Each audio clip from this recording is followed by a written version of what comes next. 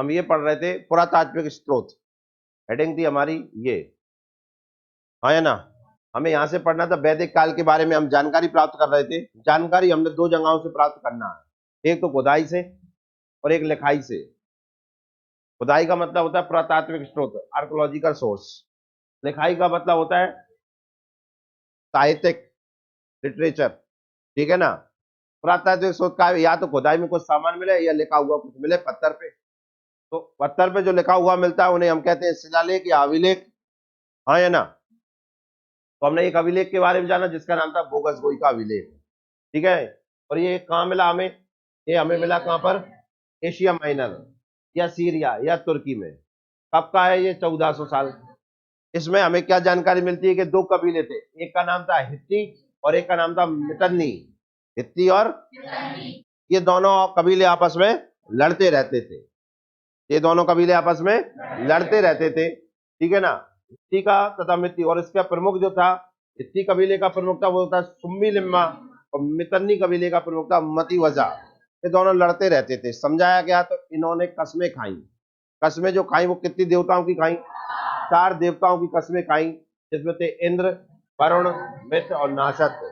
Paper में question ये आया है कि वैदिक काल में औषधियों का देवता ईरान में किसे कहते हैं, या बोगसगोई अभिलेख में किसे कहते थे?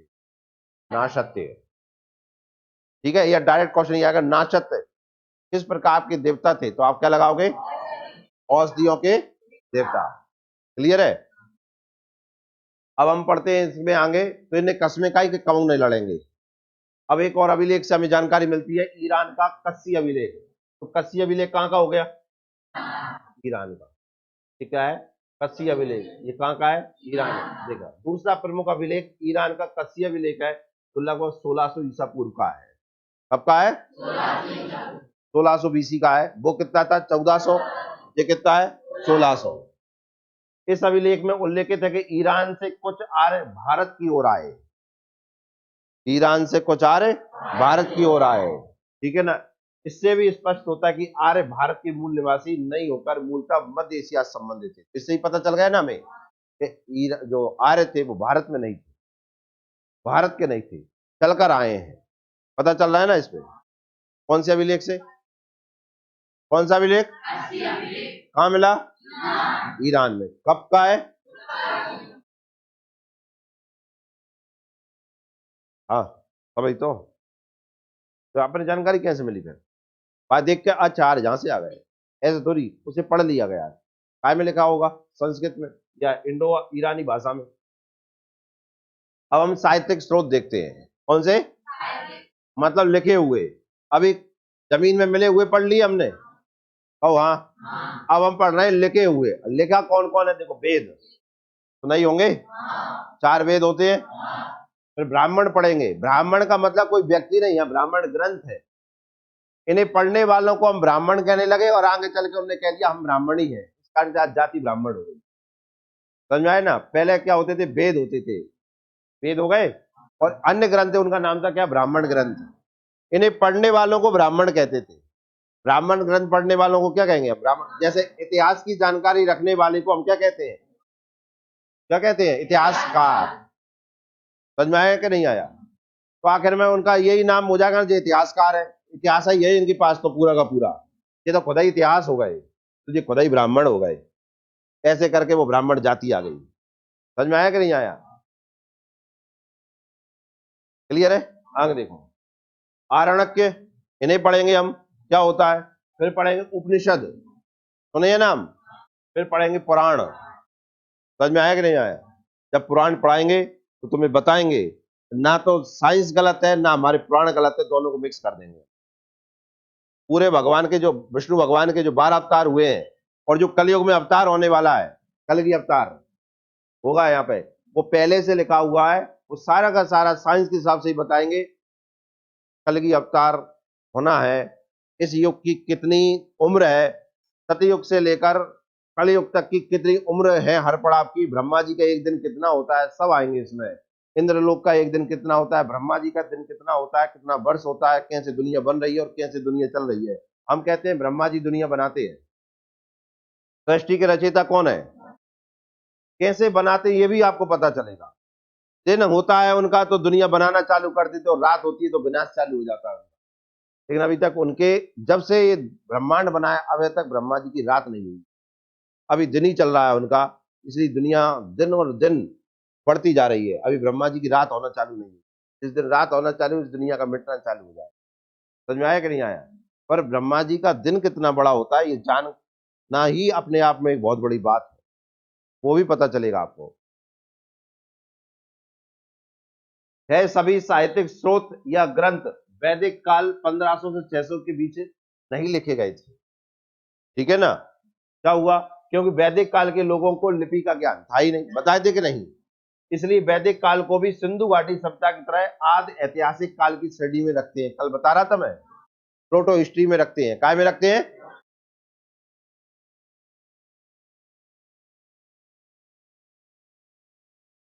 क्लियर है? अब श्रुति साहित्य, वैदिक काल में ज्ञान को पीढ़ी दर पीढ़ी सुनकर आगे बढ़ाया जाता था। बताए तुम्हें? लिखना नहीं आता तो बोल बोल के ही बताएंगे कि, इसलिए वैदिक साहित्य को श्रुति साहित्य भी कहते हैं। कालांतर में इस ज्ञान को महर्षि वेद व्यास द्वारा संकलित किया गया। बताई दिया था मैंने। वेद व्यास जी ने क्या किया? लिखना चालू किया। क्या आगे वाले कैसे पढ़ेंगे? मोबाइल व्यस्त रहेंगे। वेद व्यास का मूल नाम क्या था? महर्षि कृष्ण द्वैपायन। महर्षि द्वैपायन। समझ में आया कि नहीं आया? आया ना? जो एक वेद जानता वो एक वेदी हो गया, जो दो वेद जानता वो दो वेदी हो गया, जो तीन जानता त्रिवेदी हो गया, जो चार जानता वो चतुर्वेदी हो गया। ये जातियां तो ब्राह्मणों में ऐसी हैं कि नहीं है? तो ऐसे आई हैं, चतुर्वेदी, त्रिवेदी, द्विवेदी और वेदी। समझ में आया कि नहीं आया? इस तरीके से चला है सब। वेद व्यास वेदों के निर्माता नहीं बल्कि केवल संकलन करता है। क्या है? केवल संकलन करता है। वेदों के निर्माता नहीं, निर्माण नहीं किया है, केवल क्या लिया है? संकलन किया है। जैसे मान लीजिए लाइब्रेरियन होता है, लाइब्रेरियन किताब लिखता है क्या? नहीं। क्या करता है? किताबों को सही तरीके से रखता है। तो वेद व्यास केवल और केवल लाइब्रेरियन थे। कौन थे? समझ में आया ना? उसका ही नाम है क्या? संकलन करता थे। समझ में आया कि नहीं आया? अपौरुषेय क्या होता है वो देखिए। जो भगवानों ने लिखा है वो अपौरुषेय है, और जो हमने लिख दिया वो पौरुषेय है। ठीक है ना? क्या होता है देखिए, वैदिक साहित्य की रचना को अपौरुष भी कहा जाता है, क्योंकि माना जाता है कि वेदों की रचना ईश्वर द्वारा की गई। किसके द्वारा? चार वेद हैं। ठीक है, ऋग्वेद, सामवेद, अथर्ववेद, यजुर्वेद। किसने लिखे? भगवानों ने बताया। ईश्वर ने ऋषियों को ज्ञान दिया, सुनाया। ऋषियों ने पीढ़ी दर पीढ़ी इस ज्ञान को आगे बढ़ाया, और बाद में महर्षि वेदव्यास द्वारा इस ज्ञान को वेदों के रूप में संकलित किया गया। गणेश जी ने आके लिखा, वेदव्यास जी ने बोला, लिखा। इसलिए गणेश जी कितने दिन के बनाए जाते हैं? तो 14 दिन वे ही होते हैं जब वेदों को लिखा गया था। समझ में आया कि नहीं आया? भगवान नित्य, जिनका कोई अंत नहीं है। नित्य साहित्य अथवा संहिता क्या होता है वो देखिए। भगवान नित्य मतलब जिसका कोई अंत नहीं है। भगवान नित्य है मतलब उनका अंत नहीं है। इसलिए ईश्वरीय ज्ञान का भी कोई अंत नहीं है। इसलिए वैदिक साहित्य को नित्य साहित्य भी कहते हैं। क्या कहते हैं? क्योंकि वेदों को नहीं मिटाया जा सकता, उनका ज्ञान निरंतर चलता रहेगा। जब थे नहीं तब भी था, जब हो गए तब भी है, और नहीं होंगे तब भी होगा। इसलिए वे कैसे? अनंत का, जब तक ब्रह्मांड है तब तक वेदों का ज्ञान रहेगा। इसलिए इस धर्म को सनातन धर्म कहते हैं। क्या कहते हैं? सनातन धर्म, जिसका कोई अंत नहीं, वो सनातन ही होता है। हम ये कहते हैं कि आप कौन से धर्म से बिलोंग करते हैं, हम कहते हैं हिंदू। ये गलत है। सबसे पहले तो हिंदू शब्द ही आपका नहीं है, हिंदू फारसी लोगों ने रखा है। हिंदू किसने रखा आपका नाम? फारसी लोग। हमारी भाषा हिंदी है, हिंदी में हिंदू शब्द नहीं मिलता है। समझ में? ये शब्द फारसी लोगों ने दिया है। आपका केवल एक ही धर्म है। अगर आपसे पूछे कौन से धर्म से, तो केवल ये आंसर देना, सनातनी धर्म, तो पता चलता है कि आप पढ़े लिखे हो। लेकिन आप ये इतना पढ़ने के बाद ये कहते हो आप हिंदू धर्म से बिलोंग करते हो, इसका ये पता चलता है कि पढ़े लिखे नहीं हो, रटे रटाए तोता हो। समझ में आए ना? आज से कोई भी पूछे आपसे कि आप किस धर्म से बिलोंग करते, तो एक ही नाम देना, सनातनी धर्म। समझ में आया कि नहीं आया? हाँ या ना? जैसे यहाँ धर्मों की बात चले तो सनातनी धर्म कहिए, बाकी एक धर्म तो हमारा है ही, वो है भारतीय ही है। हम क्या है? हम भारतीय ही है। लेकिन ये हिंदू मिंदू कहने से कोई मतलब, हिंदू से कहने से एक ऐसा लगता है कि अलग अलग हो गए हो, सनातनी के कहने से ऐसा लगता है सबको समेट लिया है हमने। क्योंकि उसमें सा आता है और सा का मतलब साथ होता है। समझ में आएगा नहीं? तो सनातनी मतलब सबको समेट लिया है, और हमारा धर्म अब ऐसा है जो कभी अंत नहीं होगा। तो क्या कहना उचित है, हिंदू या सनातनी? भारत में जो भी लोग रह रहे हैं, अब बांट तो ऐसे दिया जैसे कि सिख के सिख कहने लगते हैं, हम सिख धर्म से, जैन जैन धर्म कहने लगते हैं, बाकी और धर्म कहने लगते हैं। हाँ या ना? अब जानते हैं सारी की उत्पत्ति इस सनातनी धर्म से ही हुई है। जैन भी इसी सनातनी धर्म में से बने, बौद्ध भी इसी में से बने, सब इसी में से बने। ये सबसे अच्छा कहना क्या है? सनातनी। कोई कहे यार तुम्हारा धर्म ऐसा फलाना ढंग का है ऐसा, कोई कहे कि सिख अच्छे, जैन अच्छे, कोई कहे हम अच्छे, भागवत अच्छा, तुम कह दो हम तो सनातनी है, सब अच्छे और हम सबसे अच्छे। समझ में आया कि नहीं आया? तो क्या कहना उचित है? सनातन। सनातनी क्यों कहते हैं, कोई पूछे? इसका कोई अंत नहीं, तो सनातनी। हमारे ज्ञान का कोई अंत नहीं है। जब वो लिखना पढ़ना नहीं जानते तब भी वेदों का ज्ञान था, लिख पढ़ गए और लिखने लगे तब भी रहेगा, जब सब खत्म हो जाएगा तब भी वेद ही रहेंगे। इसलिए कहते हैं क्या? सनातनी। और इसी को कहते हैं नित्य। क्या कहते हैं? नित्य। समझ में आया कि नहीं आया? क्योंकि वेदों का संकलन किया गया है, इसलिए वैदिक साहित्य को संहिता भी कहते हैं। संहिता मतलब होता है संकलन करना, संकलन का मतलब होता है इकट्ठा करना। क्या होता है? क्लियर हुआ? समझ में आया? तो नित्य साहित्य और संहिता का मतलब है, नित्य का मतलब जिसका अंत नहीं, और संहिता का मतलब संकलन, जोड़ना। क्लियर हुआ? तो वैदिक सभ्यता को हम इस नाम से भी जानते हैं, नित्य साहित्य। और कोई दिक्कत? वेद त्रय क्या होता है? क्या? वेद त्रय, त्रय मतलब तीन, त्रय मतलब तीन। चार वेद हैं, ऋग्वेद, सामवेद, यजुर्वेद, अथर्ववेद। कितने वेद? चार वेद, ऋग्वेद, सामवेद, यजुर्वेद, अथर्ववेद। देखिए, ऋग्वेद, यजुर्वेद तथा सामवेद कौन कौन से? ऋग्वेद, यजुर्वेद, सामवेद को संयुक्त रूप से वेद त्रय कहते हैं। अब ये पेपर में क्वेश्चन आता है, वेद त्रय में कौन शामिल नहीं है? तो कौन शामिल नहीं है? अथर्ववेद शामिल नहीं है। कौन नहीं है? अब वो क्यों शामिल नहीं है वो हम बताएंगे। ठीक है, क्योंकि वो बाद में लिखा गया था। ठीक है ना? क्योंकि इन तीनों वेदों की विषय वस्तु लगभग एक प्रकार की है, वो थोड़ा अलग प्रकार का है, जादू टोना है उसमें। समझ में आया कि नहीं आया? जैसे यज्ञ, धार्मिक कर्मकांड, देवताओं की प्रार्थना, संगीत, गायन इत्यादि, ये सारे के सारे कहाँ में? इन तीनों में। ठीक है, वहां में जादू टोना है, कैसे रहा जाता है ऐसा लिखा है उसमें, कि कृषि कैसे की जाती है ऐसा लिखा है उसमें। तो थोड़ा सा अलग हो गया कि नहीं हो गया? इसलिए उसे अलग कर दिया गया। तो इन तीनों को एक समान किया, तो ये हो गया वेद त्रय। त्रय मतलब तीन, तीन वेद खट्टे, जो कौन से है? ऋग्वेद, यजुर्वेद, सामवेद।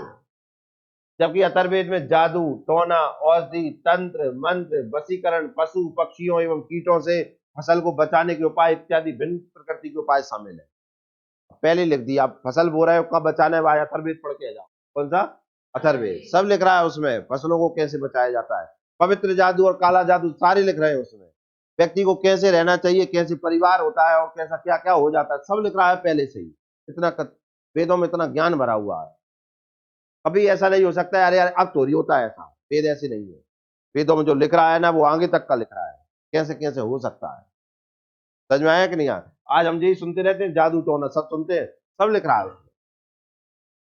समझ में आया कि नहीं आया? तो आप देखिए वेद कितना ज्ञान भरा हुआ है वेदों में, सोच। आगे देखिए, इसके अलावा अथर्ववेद को मूलतः लौकिक वेद अर्थात सामान्य व्यक्ति से संबंधित माना जाता है, मतलब हमसे संबंधित माना है। हमें कैसा रहना है ये कहां से पता चलेगा? हमें अथर्ववेद से। तो हर चीज से बच सकते हैं, अच्छा अच्छा कर सकते हैं, बुरे से बच सकते हैं। ठीक है ना? व्यापार व्यापार सब दिया है इसमें, कैसे सफल होंगे उसमें। तो इसलिए समान व्यक्ति से जुड़ा हुआ माना जाता है, इसलिए कहते हैं लौकिक वेद। लौकिक मतलब जो प्रचलन में है। ठीक है ना? जबकि वेद त्रय परलौकिक विषय वस्तु से संबंधित, मतलब परमात्मा को प्राप्त करने वाला है।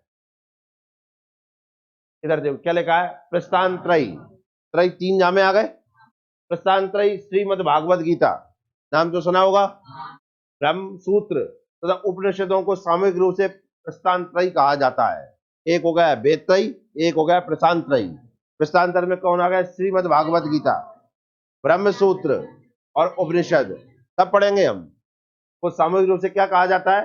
प्रस्थान त्रय कहा जाता है। ये वेदांत के तीन मुख्य स्तंभ माने जाते हैं। इनमें उपनिषदों को श्रुति प्रस्थान, भगवत गीता को स्मृति प्रस्थान और ब्रह्म सूत्र को न्याय प्रस्थान कहते हैं। क्या कहते हैं?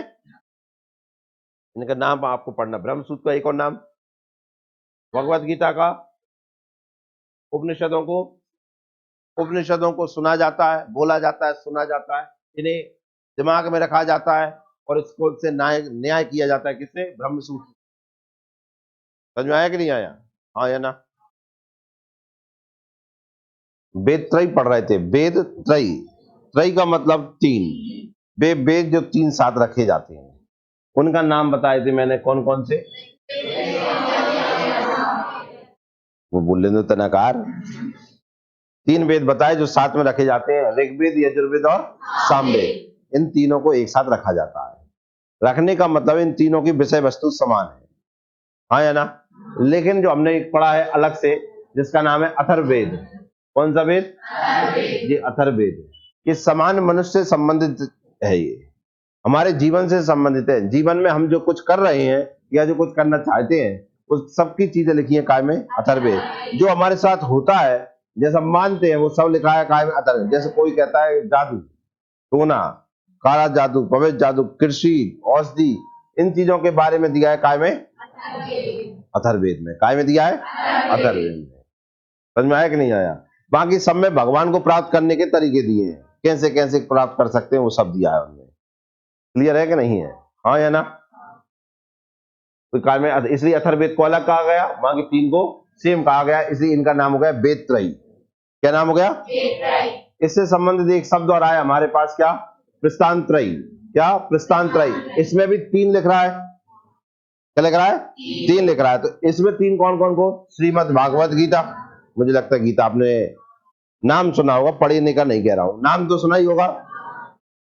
ब्रह्म सूत्र, ये नहीं सुना होगा, सुना है? ब्रह्म ज्ञान नहीं कह रहे हम, ब्रह्म सूत्र कह रहे हैं। ब्रह्म ज्ञान की तो आप, मुझे लगता है प्राप्ति है आपको, ठीक है ना? ये कोई ब्रह्म सूत्र है। समझ में आया कि नहीं आया? शंकराचार्य ने लिखा है इसको। किसने लिखा है?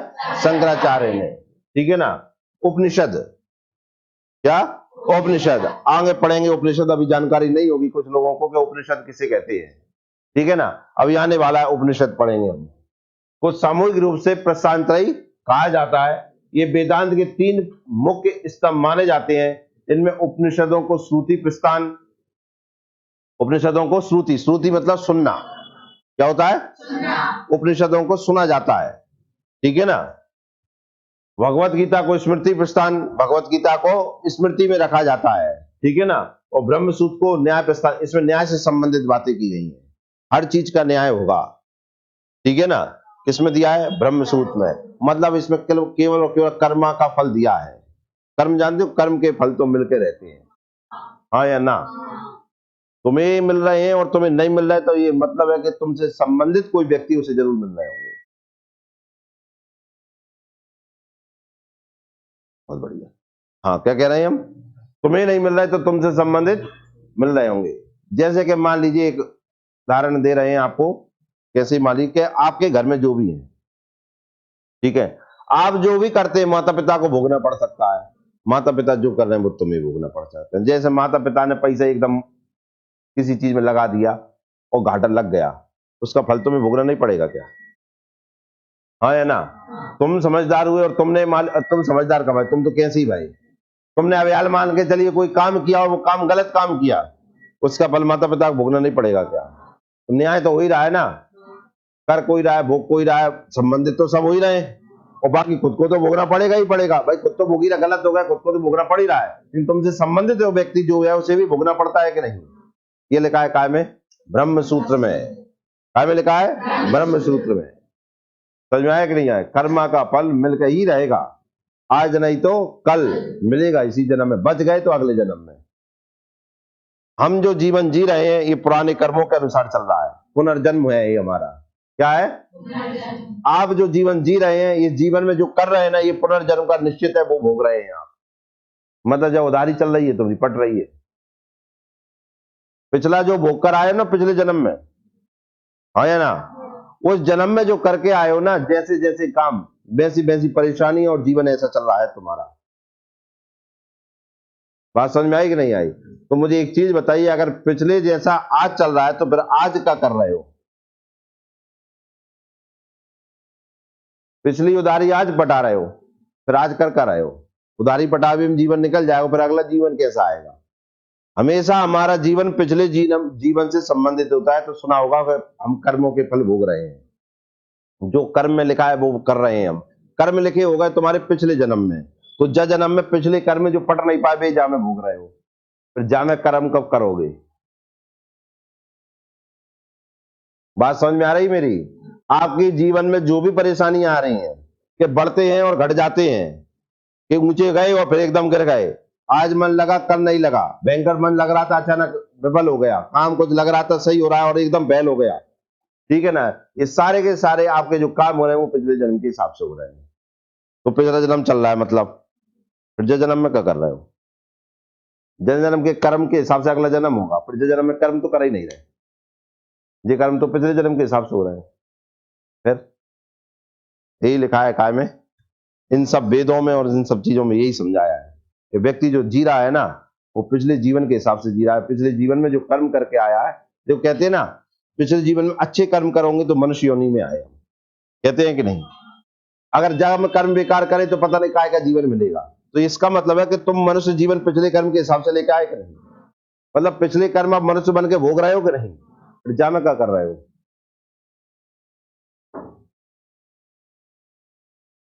यही तो साइंस है, यही तो वेद आंसर देते हैं। तुम तो कुछ भी करने के लिए तैयार हो, पर निश्चित ये रहता है कि तुम्हारा अगला लिखा होता जा रहा है। अब वो जो कर्मों का फल आप जो भोग रहे हैं, पिछले जन्म के कर्मों का फल इस जन्म में भोग रहे हैं। बात यह कि मैंने कर कैसे रहे हो? जैसे कि पिछले जन्म में बड़ा अच्छे काम किए तो थाली लग के 16 पकवान की आ गई, 16 ही प्रकार के, क्लियर है ना? लग अब उन्हें खा कैसे रहे हो? जी जिस जन्म का कर्म हो रहा है। जैसे पिछले जन्म में आपके माने कुछ किया था, इस जन्म में आपके पास पैसा नहीं है। अब आप पैसा नहीं है तो पैसा तो देखो, पैसे के लिए सब कुछ कर रहे हैं हम, पेट के लिए करना पड़ता है।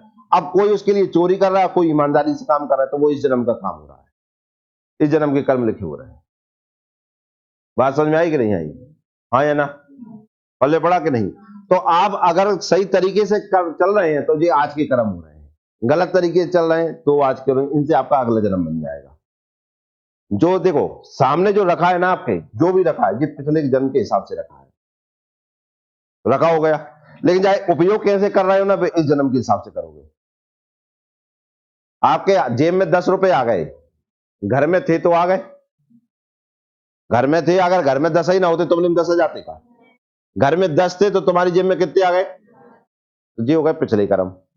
अब ये 10 कैसे उठाओगे तुम? पुड़िया में, पान में, सिगरेट में, टिकिया में, समोसा में, या किसी का भला करने के लिए, कुछ अच्छा खाने के लिए? ये तो खुद के ऊपर डिपेंड हो गया कि नहीं? ये इस जन्म के कर्म हो गए। बात समझ में आई कि नहीं आई? ऐसा 2 प्रकार का जीवन हम जी रहे हैं। जो मिलता जा रहा है ना तुम्हें, वो पिछले के हिसाब से मिलता जा रहा है, और जो मिलकर उसे जैसा उपयोग कर रहे हो ना, वो इस जन्म के हिसाब से खुद की बुद्धि से कर रहे हैं, जो भगवान ने दी है। यही न्याय है भगवान का।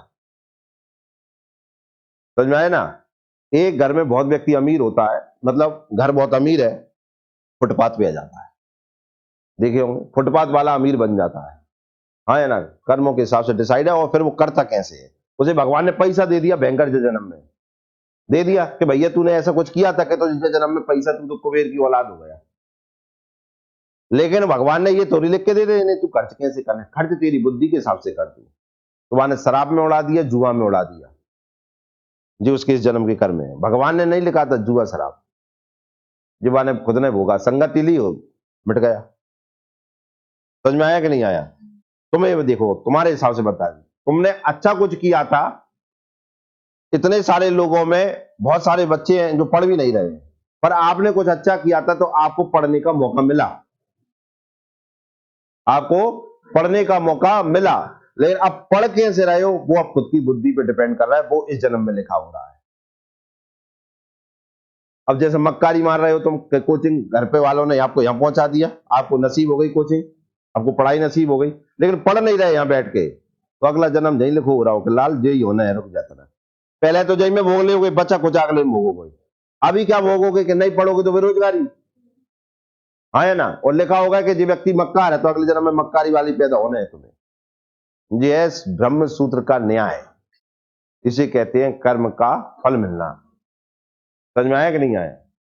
वेदों में लिखा है कि आपके थाली में जो रखा है ये पिछले जन्म के हिसाब से रखा हो गया, पर वह थाली खाओगे कैसे वो अब तुम्हारी इस बुद्धि के हिसाब से है। जैसा उसे खाओगे वैसा ही अगला और बन जाएगा। कोई थाली इकट्ठी खा रही, मचा मचा खा रहा है, कोई साफ सफाई से खा, मचा खा रहा, ढोर बनी है अगले में। बात समझ में आ रही है कि नहीं आ रही? कोई थाली को अनादर कर रहा है, मतलब तुझे खाने की वैल्यू पता नहीं तो ढोर बनेगा तू। तो तभी आपने देखा होगा जो ज्ञानवान पुरुष होते हैं, ज्ञानवान जो व्यक्ति होते हैं, वो थाली के पैर पड़ते हैं, भगवान को भोग लगाते हैं, उठते समय फिर पैर पड़ते हैं, आदर कर रहे हैं, जिससे सीखा है उन्होंने संस्कार है, जिससे अगले में भी उन्हें ऐसा कुछ अच्छा मिलेगा। इसलिए हमारे घरों क्या कहते हैं, खाना जूठा नहीं छोड़ते हैं, कहते हैं थाली पूरी खाओ। हाँ या ना? तुम कहते हैं हाँ ऐसा कुछ होता है का? आप समझिए, थाली में जो रखा है वो पिछले के हिसाब से रखा है। कभी कभी ये भी होता है कि पूरे घर ने अच्छा खाना खा लिया, तुम्हें बचता ही नहीं है, हो जाता है कि नहीं? ये सब तुम्हारे पिछले के हिसाब से हो रहा है, और फिर उसे उपयोग कैसे कर रहे हो, ये जन्म के हिसाब से हो रहा है, जब बुद्धि के हिसाब से, उसके हिसाब से आगे का लिखा हो रहा है। तो दो काम उधारी बढ़ रही है, मतलब कुल मिला के ईएमआई चल रही है। समझ में आई कि नहीं आई? किस्तें पट रही हैं, आधी ब्याज की और आधी मूलधन की, दो ही काम हो रहे हैं। समझ में आया कि नहीं आया? आधा पिछला हो रहा है और आधा आगे का लिखा हो रहा है, ये सब दिया है इसमें। समझ में आए ना? इसे कहते हैं क्या? ब्रह्म सूत्र। अब समझ जाइए कि जो तुम्हें मिल रहा है ना, ये तुम्हें, अब मान लीजिए किसी ने कहा सर फिर मेरो तो कभी होने नहीं, मैंने शायद बहुत बुरो करो तभी मेरे को मन नहीं लगे।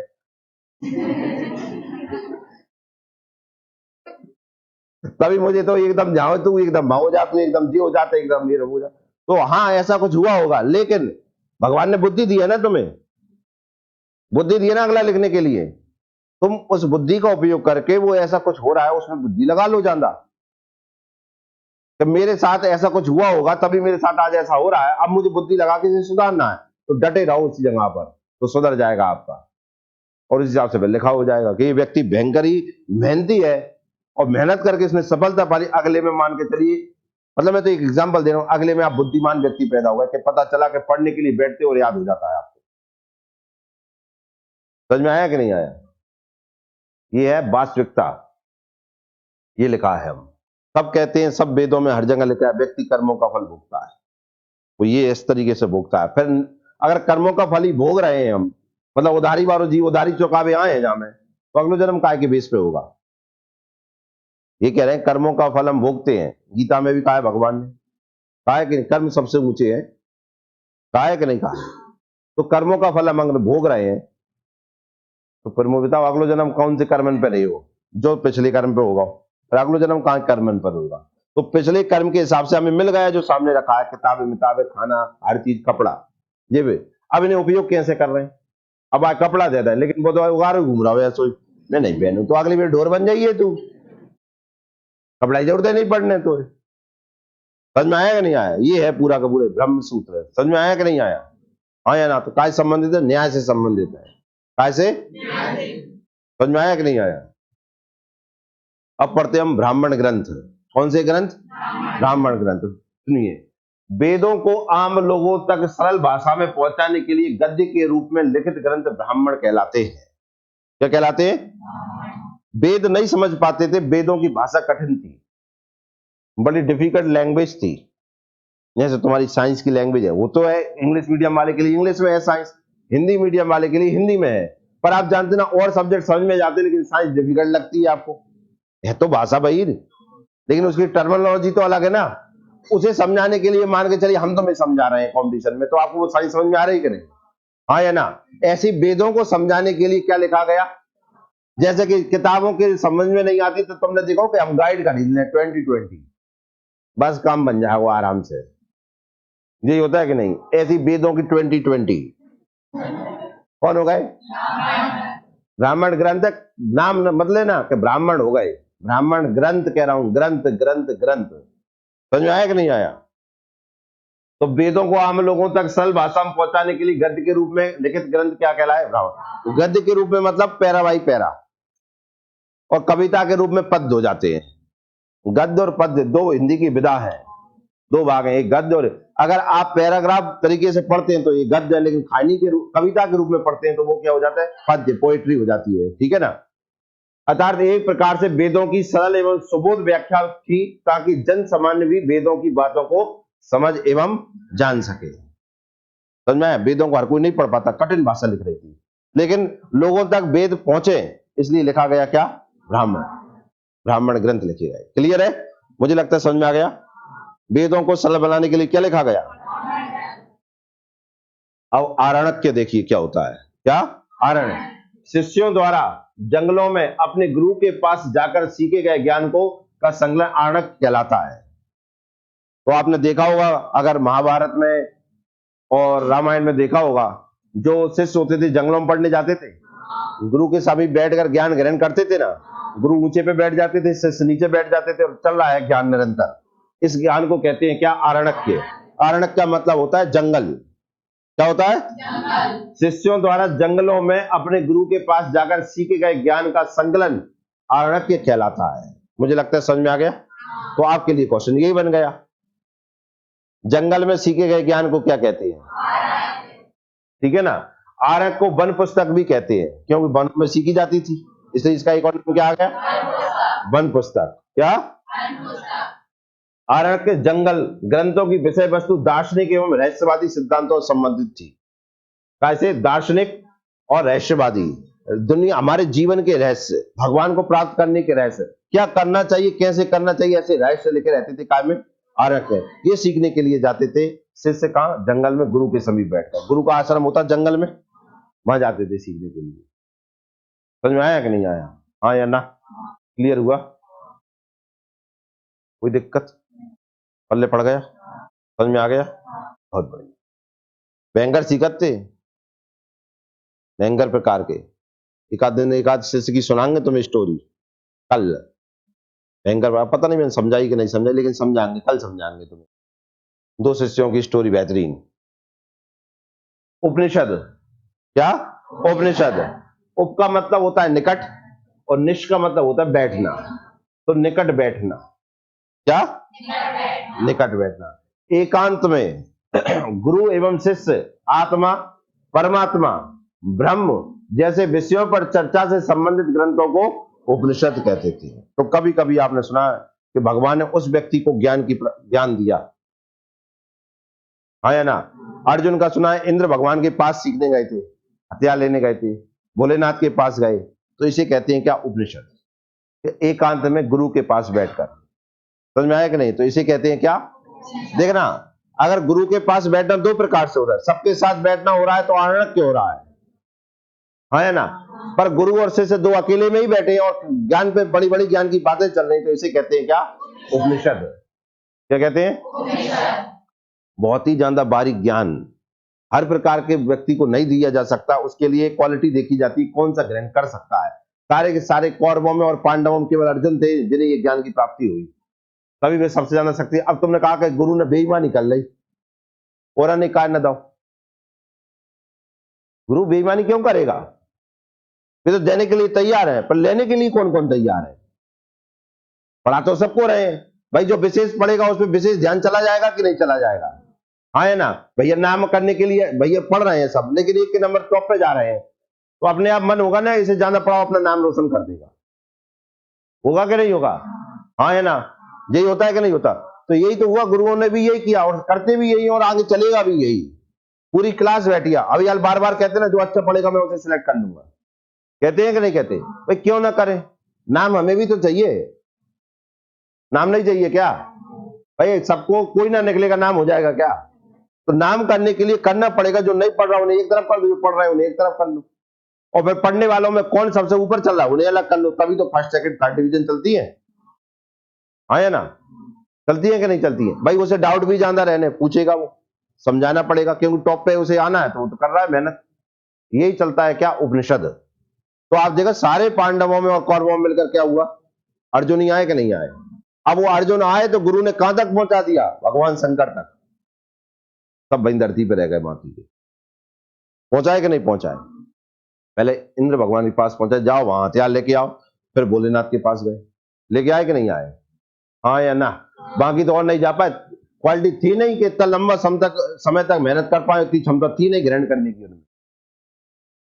समझ में आए ना? हाँ या ना? ये डिपेंड करा किस पर? उस शिष्य पर, तो उसकी क्षमता लेने की कितनी है। जिसमें लेने की क्षमता थी तो उन्होंने कहा कि सब मेरा समय बच रहा है, मुझे और बता दो। देने वाले के पास इतना था कि जितना तू लेगा ले उतना ले ले। इसके ऊपर भी एक स्टोरी कल ही सुनाएंगे। वर्तमान बिल्कुल फैक्ट स्टोरी बताएंगे, आप इसमें ये नहीं कि नहीं सर जद बनी बनाइए, बिल्कुल 100%। ठीक है ना? आपको समझ में आएगा कि वास्तविकता में ऐसा होता है, और जब गुरु बेईमानी करता है तब भी क्या होता है, दोनों समझ में आएंगे आपको। ठीक है ना? अभी तो यहां देखते हैं हम। उपनिषद वैदिक साहित्य के सबसे अंत में जोड़े गए हैं, इसलिए इसे वेदांत, वेद प्लस अंत भी कहते हैं। तो उपनिषदों का एक और नाम वेदांत, वेद धन अंत, वेदों में जो सबसे लास्ट में जुड़े उन्हें वेदांत, और वेदांत का ही नाम उपनिषद है। क्लियर है? अब जैसे उपनिषद वेद थे उनमें बहुत गहरी बातें निकली थी। अब कोई भी समझ में नहीं, एक आधी बात समझ में आई कि यार ये शब्द का है, वो चला गया गुरु को, मुझे जो नहीं आओ समझ में, वो शब्द बहुत इंपॉर्टेंट था, गुरु ने बात समझा। तो समझ में आया कि नहीं आया? उपनिषदों की विषय वस्तु ज्ञान मूलक है, मतलब ज्ञान मिलता है इनसे। उपनिषदों की संख्या 108 है, वेरी वेरी इंपॉर्टेंट, किंतु 12 मुख्य है। कितने? मतलब 12 के बारे में जानकारी लग पाई, 108 है। ठीक है ना? 12 कैसे है? मुख्य है, कुछ बताएंगे उनको। ठीक है ना? उनमें क्या लिख रहा है, नोट देखिए, नोट है कुछ। पूर्व वैदिक काल के बारे में केवल ऋग्वेद से जानकारी मिलती है। बताया था 1500 से 1000 के बीच में जानकारी कहां से मिलती है? इसलिए पूर्व वैदिक काल में ऋग्वैदिक काल भी कहते हैं। पूर्व वैदिक काल को ऋग्वैदिक काल, इसलिए पूर्व वैदिक काल को ऋग्वैदिक काल भी कहते हैं। बता दिया था मैंने आपको स्टार्टिंग में, हाँ या ना? जबकि उत्तर वैदिक काल के बारे में सामवेद, यजुर्वेद, अथर्ववेद, ब्राह्मण ग्रंथ, आर्य, उपनिषद इत्यादि से जानकारी प्राप्त होती है, लिखेगा ये। ठीक है ना? सभी साहित्यिक स्रोत को संयुक्त रूप से वैदिक साहित्य कहते हैं। क्या कहते हैं? इन सबको क्या कहते हैं हम? वैदिक साहित्य। नाम अलग अलग, किताब है तो ये कही यंगी, बस सबको मिला के क्या कहते हैं? किताबें रखी हैं, पर नाम सबके अलग अलग हो जाते हैं, इसलिए इन्हें क्या कहा? वैदिक साहित्य। इनमें क्या क्या है? वेद, ब्राह्मण, आरण्यक और उपनिषद, वेदांत। ठीक है ना? अब सबसे पहले आता है अपना कौन सा वेद? ऋग्वेद। तो इसके बारे में पढ़ते हैं कि ऋग्वेद में क्या क्या दिया है। इतने अंदर तक नहीं जा रहा है, ऊपर ही ऊपर समझा रहे हैं अभी। सबसे प्राचीनतम वेद कौन सा है? ऋग्वेद। संकलन करता, मतलब इसका संकलन किसने किया? महर्षि कृष्ण द्वैपायन अथवा वेद व्यास। बता दिया था किसने किया? महर्षि कृष्ण द्वैपायन। और या इनका एक और नाम? विषय वस्तु क्या? देवताओं की स्तुति या प्रार्थना है। इसमें लिखा है देवताओं की स्तुति कैसे, भगवान की प्रार्थना कैसे की जाती है, उन्हें बुलाया या भगवान तक पहुंचा कैसे जाता है, यह दिया है किसमें? ऋग्वेद में। इसे अपौरुषेय भी कहते हैं। क्या कहते हैं? क्योंकि इसे किसी ने नहीं लिखा, इसे केवल भगवानों ने लिखा। किसने लिखा? धरती पे आके सरस्वती नदी के किनारे बैठकर खुद ने अपने हाथ से लिखा। ठीक है? किसी ने नहीं लिखा, किसी मनुष्य ने नहीं लिखा, इसलिए इसका नाम है अपौरुषेय। क्या नाम है? अपौरुषेय का मतलब होता है जिसे किसी व्यक्ति ने ना लिखा हो, केवल भगवान ने। बाकी 3 ग्रंथ पौरुषेय होते हैं, उन्हें लिखा गया हाथों से धरती पर, इन्हें भगवान ने लिखा है। इसको क्लियर है ना? प्रकृति कैसी है इसकी? पद्य, मतलब काय के रूप में हो गया, कविताओं के रूप में हो जाएगा। रचना क्या है? सप्त सैंधव प्रदेश में हुई, मैंने बताया ना, सरस्वती नदी के किनारे, गुजरात, राजस्थान, उसे कहते थे क्या? सप्त सैंधव प्रदेश। क्या कहते थे? ठीक है ना? ऋग्वेद के पुरोहित को होर्त या होता कहा जाता है। और ऋग्वेद को जो पढ़ता था ना, पढ़ने वाला हर कोई नहीं पढ़ पाता था, पढ़ने वाला होता था ना, उस व्यक्ति को का नाम था क्या? होर्त या होता। तो पेपर का क्वेश्चन बनेगा होर्त कैसे कहते, तो आंसर लगाओ ऋग्वेद को पढ़ने वाला। अगर ये आ जाए ऋग्वेद के पढ़ने वाले व्यक्ति को क्या कहते हैं, तो होर्त या होता। बात समझ में आई? आज हम जानते हैं जो पूजा पाठ करते हैं उसे हम नाम एक ही दे देते, ब्राह्मण कहते हैं कि नहीं? पहले नहीं कहते थे, पहले ब्राह्मण ही नहीं थे, ब्राह्मण ग्रंथ थे। अलग अलग वेदों को पढ़ने वाले जो व्यक्ति थे उन्हें अलग अलग नाम से पुकारा जाता था। तो ये हम 4 वेद पढ़ेंगे, चारों के पढ़ने वाले अलग अलग नाम से होंगे। सबसे पहले पढ़ रहे हैं ऋग्वेद। तो ऋग्वेद को पढ़ने वाला व्यक्ति कौन है? होर्तया। क्लियर हुआ? ऋग्वेद के 3 भाग हैं। कितने भाग? 3। पहले भाग का नाम है साकल। क्या नाम है? साकल। दूसरे का बालखिल्य और तीसरे का नाम है बास्कल। क्लियर है? साकल में 10 मंडल है, मतलब 10 चैप्टर है। कितने चैप्टर है? 10 चैप्टर है। और इसमें सूक्त लिखे, मतलब सूत्र लिखे हैं कितने? 1017 फॉर्मूला लिख रहे हैं इसमें। कितने? कितने चैप्टर है? 10। और 10 चैप्टर में फॉर्मूले कितने हैं? 10। क्लियर है? फिर है बालखिल्य, इसमें कितने सूत्र लिख रहे हैं? इसका एक भाग है ये। फिर क्या है? बास्कल, इसमें कितने लिख रहे हैं? 56 मंत्र लिख रहे हैं। समझ में आया? तो अब आपसे पूछेगा कितने मंडल होते हैं, सूक्त कितने हैं। अब कैसे पूछता है वो अलग बात है। 1017 + 11 + 56 प्लस करके ही बता सकते हैं। अगर ये ऑप्शन में नहीं मिलेंगे प्लस करके ही देगा। मंडल, अष्टक, सूक्त। अष्टक 8 का मतलब है कि जो सबसे पहले ऋग्वेद लिखा गए थे तो उसमें 8 चैप्टर लिखे गए थे, 2 चैप्टर बाद में जोड़े गए, पहला और आखिरी। तो 2 नए चैप्टर हो गए, फर्स्ट एंड लास्ट। तो इसमें लाके कितने हो गए? 10। पुराने कितने माने जाते हैं? 2 से लेके 8 तक, 9 तक के। क्यों? हाँ, समझ में आया कि नहीं आया? मंत्र कितने हैं? 10,580 मंत्र हैं ये। कितने? 10,580। सूक्त अर्थात सुधन उक्त। सूक्त का मतलब बता रहे हैं, सुधन उक्त अर्थात अच्छा विचार। एक सूत्र 3 से लेकर 300 मंत्रों से बना होता है। एक सूत्र में कितने मंत्र होते हैं? 3 से लेकर 300। किसी को एक सूत्र याद हो गया तो मतलब उसे 300 मंत्र याद हो गए। कितने? 300 मंत्र। समझ में आया कि नहीं आया? हाँ या ना? इसलिए मंत्रों की संख्या ज्यादा है, सूक्त कम है। पहले पढ़ा कुछ? समझ में आया? सूक्त और मंत्र में अंतर समझ में आया? सूक्त बना है 300 मंत्रों से। एक सूत्र, सूक्त का मतलब होता है अच्छी बात। क्या? सुधन मतलब, सु का मतलब अच्छी, उक्त का मतलब बात, अच्छी उक्ति, उचित उक्ति। उक्ति मतलब बात। पहले तुम्हें कछु पढ़ो। हाँ, सुधन, सु का मतलब अच्छी और उक्त का मतलब होता है उक्ति। उक्ति का मतलब होता है बात। अच्छी बात को क्या कहते हैं? सूक्त, संस्कृत में। और एक सूक्त कितने मंत्रों से? 300 मंत्रों से। इस कारण से ऋग्वेद में कितने मंत्र हो गए? 10,580। क्लियर हो गया इतना? हाँ या ना? अभी तो हम ऋग्वेद का इंडेक्स ही पढ़ रहे हैं। इंडेक्स सही है ना? कितने चैप्टर हैं? पुराने सूक्त 10 मंत्र। सूक्त का मतलब अच्छी बात। एक सूत्र कितने मंत्रों से मिलकर बना? क्लियर है? ऋग्वेद के मंडल तथा उनसे संबंधित कौन सा चैप्टर कहां के राइटर ने लिखा है जी? वो है। तो देखो, पहला मंडल लिखा है मच्छुंदा या दीप्तमा आदि ने। ये ऋषियों के नाम है भैया। पहला मंडल किसने लिखा? मधुच्छंदा या दीप्तमा। दूसरा मंडल लिखा किसने? गृहस्थमत भार्गव ने। किसने लिखा? गृहस्थमत भागवत। तीसरा मंडल लिखा विश्वामित्र। किसने?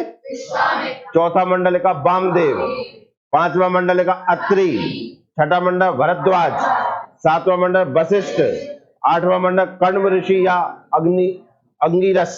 नौवां मंडल लिखा पवमान अंगिरा। और 10वां मंडल लिखा तृत या इंद्राणी सची श्रद्धा। इंद्र की पत्नी का नाम इंद्राणी मिलता है। हाँ या ना? उनने लिखा। ये लिखने वाला। अब देखना, भरद्वाज तो जाति बन गई भरद्वाज। ये व्यक्ति का नाम है, नहीं तुम सोचा ये जाति लिख रही कहूंगी। कछु विश्वामित्र होते हैं, ठीक है ना? कछु वामदेव, ऐसे करके ये नाम व्यक्तियों के। वशिष्ठ होते हैं कि नहीं होते? इस तरीके से ये जातियां पड़ गई थी व्यक्तियों के नाम से। इन्हें याद करना है आपको। सबसे ज्यादा इंपॉर्टेंट एक तो ये है विश्वामित्र, ठीक है? इनके बारे में बताएंगे तुम्हें। एक ये 10वां मंडल है, ठीक है ना? कि हाँ कि वहां, ठीक है? पहला मंडल किसने लिखा? मधुच्छंदा। दूसरा मंडल जा याद करो, भार्गव ने। किसने? और कहीं नहीं आ रहा ना, तो भार्गव। किसने? तीसरा? चौथा? पांचवा अत्रि। छठा भरद्वाज। सातवां वशिष्ठ। आठवां कण्व ऋषि। अंगिरस। कौन? दोनों के नाम, ठीक है ना। नौवा अंगिरा, क्या नाम है? और 10वां मंडल चित्र, इंद्राणी, शची, सिद्धार्थ। क्लियर है? ऋग्वेद के दूसरे मंडल से लेकर 7वें मंडल सबसे प्राचीन है। कौन कौन से? दूसरे से लेकर 7वें, ठीक है ना। दूसरा, तीसरा, चौथा, पांचवा, छठा, सातवां, 6 सबसे पुराने हो गए। हमने अष्टक पढ़े हैं, 8 पुराने हैं, उनमें भी सबसे पुराने कहाँ है? दूसरे से 7वें।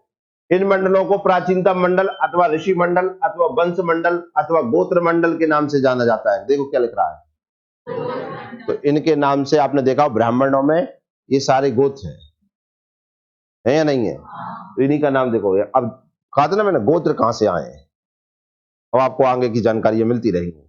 इन मंडलों को प्राचीनतम मंडल अथवा ऋषि मंडल अथवा वंश मंडल अथवा गोत्र मंडल के नाम से भी जाना जाता है, क्योंकि इन मंडलों की रचना किसी गोत्र से संबंध ऋषि के परिवार ने की थी, उन्हीं के नाम से वो गोत्र पड़ गए। क्या आपको समझ में आया? कौन से लेकर कहां तक?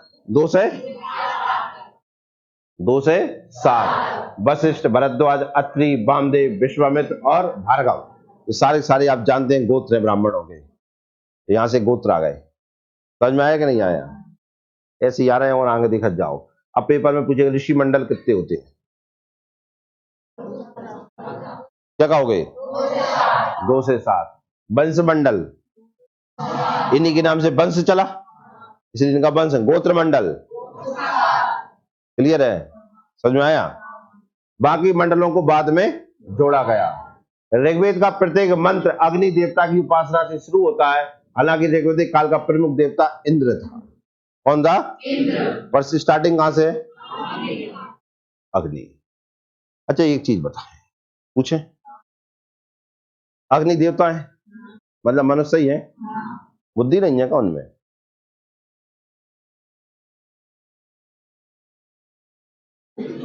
क्या कह रहा है? वही तो कह रहा हूं यार, तुम बताओ है कि नहीं है? अगर बुद्धि है तो एक चीज बताओ, अग्नि तुमने जलाई तो अग्नि देवता ही आए, बिना बुद्धि वाले के बुद्धि वाले?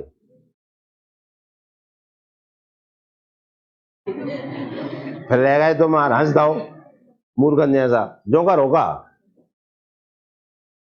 तुमने कहा अग्नि देवता है, देवता ही है मतलब देव है, तो फिर तो और भयंकर इंटेलिजेंट होंगे। उनका प्रतिरूप अग्नि है, तो तुमने अग्नि जलाई, तो हम तो अग्नि की भी पूजा करते हैं कि नहीं? हम तो करते हैं।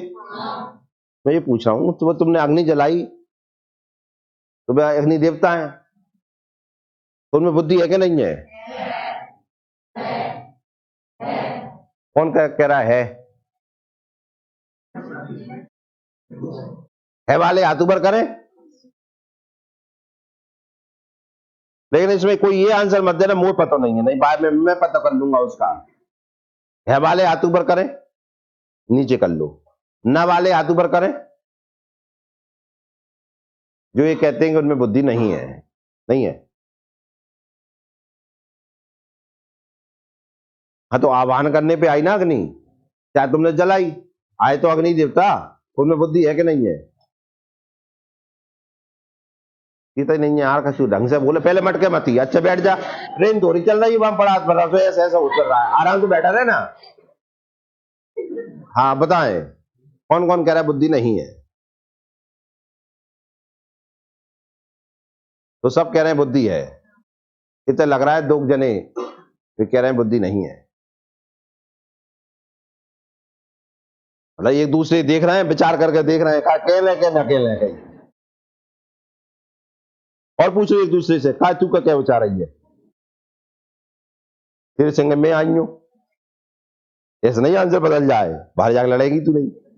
पूछ लो एक दूसरे से, पूछ लो, विचार कर लो। क्या आपका विचार हो गया? अब हम विचार करें।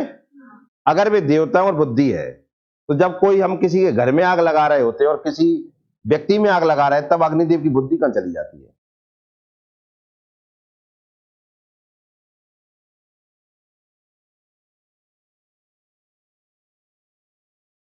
अग्निदेव चले जाओ करते ना वहां से।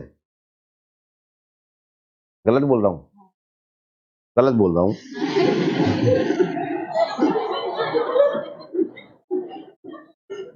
कहीं हाँ।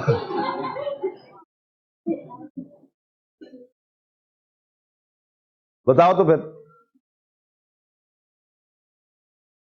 जब कोई किसी व्यक्ति में आग लगा रहा होता है, कोई व्यक्ति या वो स्वयं किसी घर में आग लगा रहे थे, जब आग के द्वारा किसी का नुकसान कर रहे होते हैं, तो अग्निदेव में बुद्धि है, चले जाओ करते ना, बंद हो जाया करती है, जलती नहीं।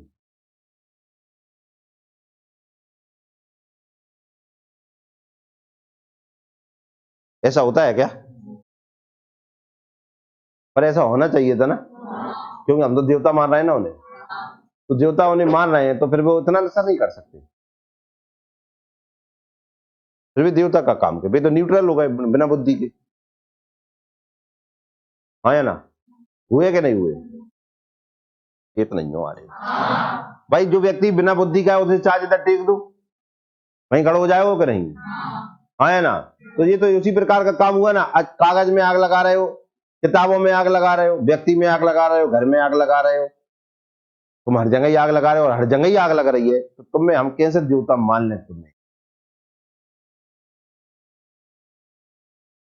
तो ये तो केवल इतना सा हो गया कि भाई साहब मान लो बस, बाकी इनसे काम तो कुछ होने नहीं है। बात, मेरी बात समझ में आई आपको मैं क्या कहना चाह रहा हूं? हाँ या ना? तो तुम देवता मान रहे हो, तो देवता लायक कहने लायक तो ये नहीं है का? तुम बताओ, अगर देवता कहने लायक ये थे तो देवता तो अच्छा करते कि बुरा करते? तो फिर व्यक्ति में आग लग जाती है, वहां देवता कहां चला जाता है?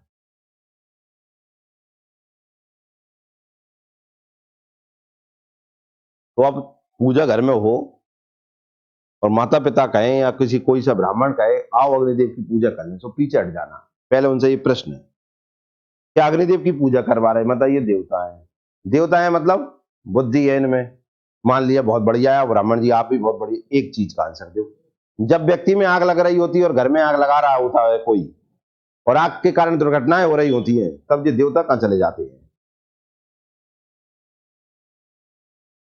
अब ब्राह्मण जी कहेंगे कि वाने कर्म ऐसे करे होंगे, फलाना। अचानक आग लग जाए कहीं, बह,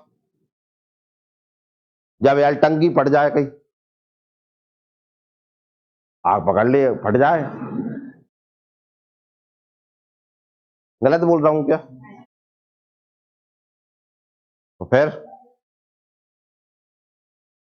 तो तुम बताओ, फिर अग्नि देवी पूजना चाहिए कि नहीं? फिर तुम पूछते तो हो।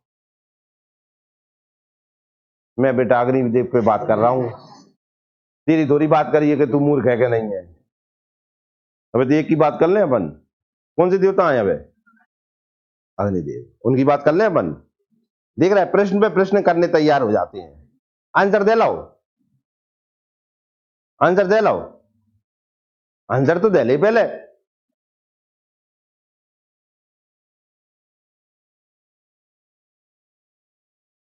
हाँ, कौन दे रहा है आंसर?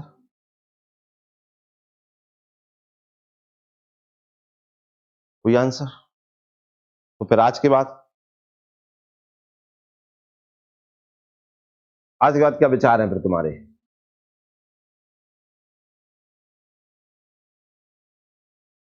विचार क्या है तुम्हारे आज की बात के? मानोगे कि नहीं? मतलब उठ के चले जाओ करोगे? पक्का? है? तो तू तो कह रहा होगा तो सब रही मूर्ख कहेंगे कहीं, दे कह रहा था कि नहीं? फिर कोई? हाँ,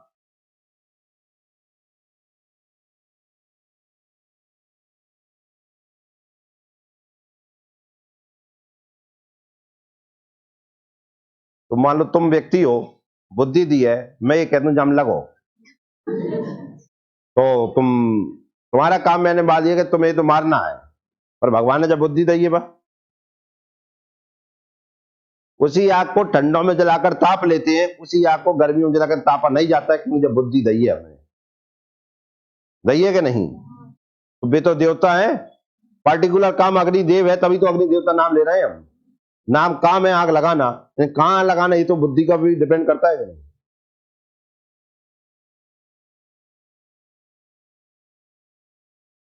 नहीं देखो, अब फिर वही बात, मैं बाकी देवताओं पे आया ही नहीं हूं। अब एक बात चल रही कौन से देवता की, पहले इन्हें पूछ लें।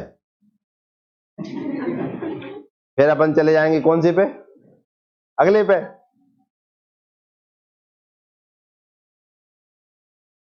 बताओ।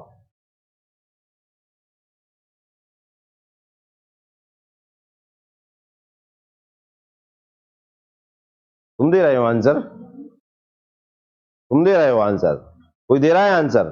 हाँ,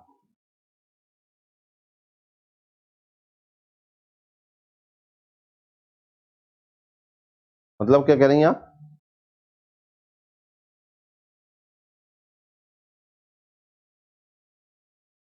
अच्छी थोड़ी हो जाएंगी।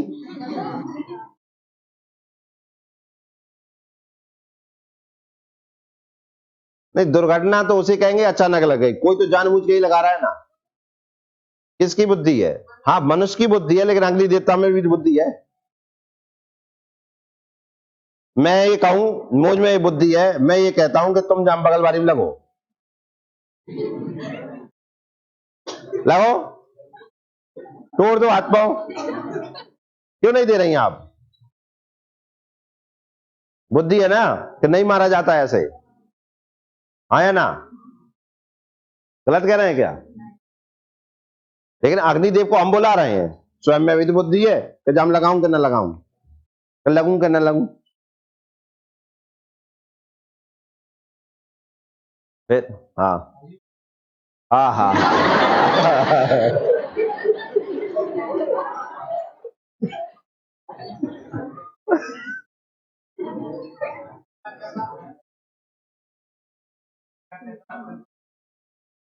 फिर कौन दे? जिम्मा कौन ने लिया, तूने? फिर कौन बचाएगा? कौन बचाएगा? आखिरी में फिर क्या कहते हैं हम, भगवान देख लेंगे तो तेरे फल मिल ही जाए। तो भगवान को तो हर कोई कर रहा है कि नहीं कर रहा है? और कलयुग में अपन ने कहा ना, कलयुग के देवता हनुमान जी है, तो बे थक गए का? तो मैं कहां न जाऊं, ये तो लगे ही है सबरे के सबरे। मैं तो चलो अपने राम खां। कलयुग का प्रभाव है तो अग्नि देवता चले ही जाते ना जहां से। इस कलयुग में भी साक्षात प्रमाण है कि अग्नि है, तो मतलब पॉजिटिव है। सूर्य देवता है कि नहीं है? डेली देखते हैं कलयुग के प्रभाव में जी किधर चले गए, है ना? तो कलयुग का मत बताओ जी, कलयुग का ऐसा कहकर हम पता क्या कर रहे होते हैं, ये घरों में और हमसे लोगों ने कहा कलयुग का प्रभाव है, मतलब अब तुम्हारा मुंह बंद कर दिया। क्या आंसर देखना है तो क्या कह दो, कलयुग का प्रभाव, जब मैं आंसर छुप रहा हूं कि तुम। ऐसे आंसर नहीं दिए जाते, इसका आंसर कल देंगे हम कि ऐसा क्यों होता है। समझ में आया कि नहीं आया?